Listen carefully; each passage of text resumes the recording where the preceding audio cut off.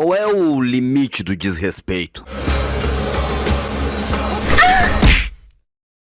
Essa semana que antecede o UFC Casa Branca ficou muito em voga a discussão entre Ilia Topuria e Justin Gaethje. E é exatamente para isso que funciona essa técnica desenvolvida durante alguns milênios para chamar atenção, criar discussões e dar todo o roteiro para aquilo que seria apenas um desafio físico se transformar em um desafio moral. E claro, como hoje ninguém aceita a opinião de outra pessoa, a não ser que seja teu influenciador favorito, dentre essa discussão entre Ilia Topuria e Justin Gaethje, várias pessoas falaram, não, o Justin Gaethje se passou, falou da ex-mulher do cara. E eu vou situar um pouco a galera que não tá acompanhando com tanta precisão esse assunto. O Ilia Topuria, há muito pouco tempo, se transformou em manchete sensacionalista, falando da vida pessoal dele, da separação e de tudo que a mulher hoje apresenta com muita facilidade quando quer se separar e transformar o marido num vilão. Minha nossa, como ele é tóxico. Eu não suportava mais viver na opressão do patriarcado, algo que se torna muito comum. E eu não tô ressaltando isso, nem por ser só homem e obviamente me identificar com a parte masculina da conversa, mas porque hoje é praticamente impossível alguma separação ganhar os holofotes da mídia e simplesmente ter de ambas as partes, olha, não deu certo, não era pra ser. Sendo sempre muito facilmente o homem sendo o vilão. Mas eu não tô aqui pra defender o Ilia Topuria. Eu só tô dizendo que é um assunto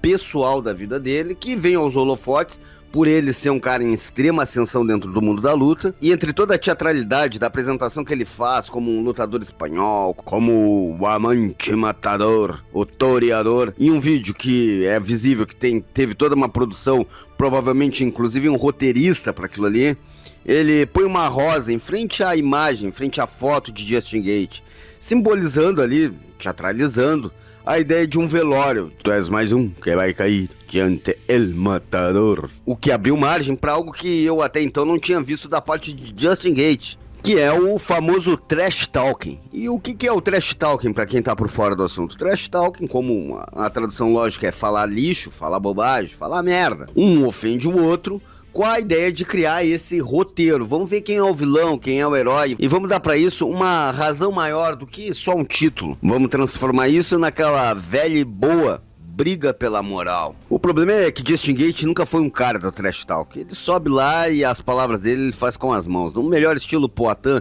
talvez não tão eficaz, num jogo completamente diferente, onde ele usa a cara dele como escudo. Mas o fato é que ele usou o que tinha em mãos no momento. E nem foi baixo. Ele, na verdade, pra mim, foi muito discreto. Quando questionado sobre o teatro de funeral com a foto dele, ele respondeu: esse cara aí é um egocêntrico, ele é um chato, e eu também deixaria dele. E vamos ser bem franco, ele foi até muito educado, porque eu, no caso, se fosse ele, o cara tivesse posto uma rosa na frente da minha foto, fazendo um teatrinho como fosse meu velório, pondo isso em rede na semana que a gente ia lutar, eu ia com certeza falar pra ele: aí meu irmão, aí meu amigão, vai botar uma rosa na foto do nego nu que a tua mulher deve estar abraçada lá nele agora, otário. E o cara que se predispõe a fazer esse tipo de teatrinho, filme, novela, ele tem que ter um teto bem resistente, de uma boa liga de concreto, não um teto de vidro. E vale nesse ponto eu trazer o nosso famoso e campeão do peso médio, Sean Strickland, que falava de todo mundo, ainda fala, naquela postura dele de que eu sou americano e eu tenho uma arma na cintura. Fala da família de um, fala da mulher do outro cara, que nem é da categoria dele, fala por falar, porque ele é foda, porque ele é o cara, ele é o americano. Mas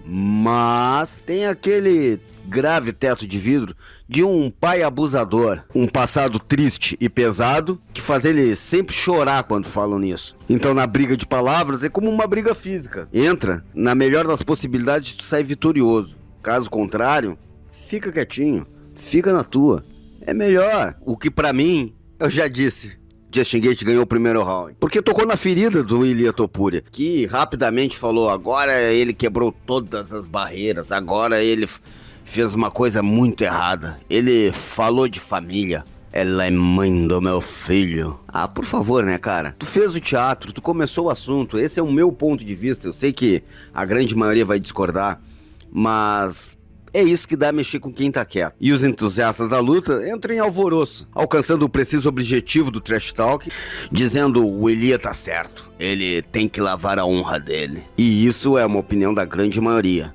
Eu já ao contrário, como acompanho o Justin Gaethje, sou um fã do cara há muito tempo, sabendo que ele não é de fazer esse tipo de teatro, de cena, pra vender luta até porque ele não precisa. Sendo a grande zebra nessa luta, ainda via até o momento dessa provocação o Justin Gaethje mais retraído. E alcançaram no final o objetivo, dando um plus a mais. Até para uma luta onde o espanhol é um franco favorito, aquele sabor de vamos ver como vai ser lavada a honra, se Justin Gaethje vai conseguir sobreviver depois de ter provocado ele matador, dando um belo roteiro para o combate, especialidade de americano. Não é à toa que todo o poder cultural deles vem dos filmes e, como eu já disse em outros programas, do próprio WWE. E esse é o poder do Trash Talking. Dá roteiro a combates específicos e até mesmo a carreiras. Porque o Trash Talk ele tem duas etapas claras. Vender a luta e, na grande maioria das vezes, violência.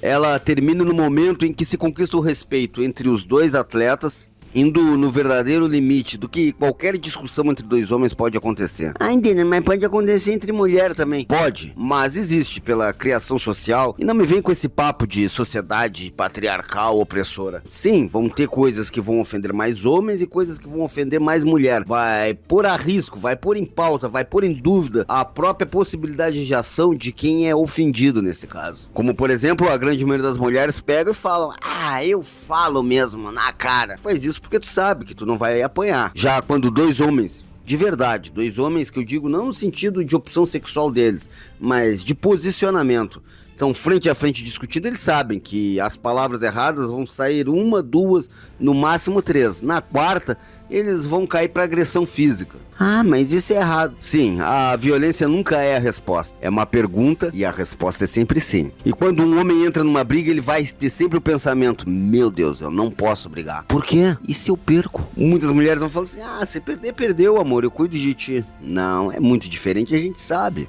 Ah, mas isso é por causa do machismo opressor. Não, é por causa de posicionamento social. A sociedade é feita de dois lados diferentes, dois lados distintos, mulheres e homens. Não adianta dizer que é igual. Se tu pegar e falar pra um homem que ele é banana, ele é bunda mole, ele apanhou na cara e ficou quieto, foi pra casa chorando, isso vai marcar ele pro resto da vida. Agora, se tu chamar ele de gordo, ele vai dar risada e falar assim: eu tô gordo mesmo.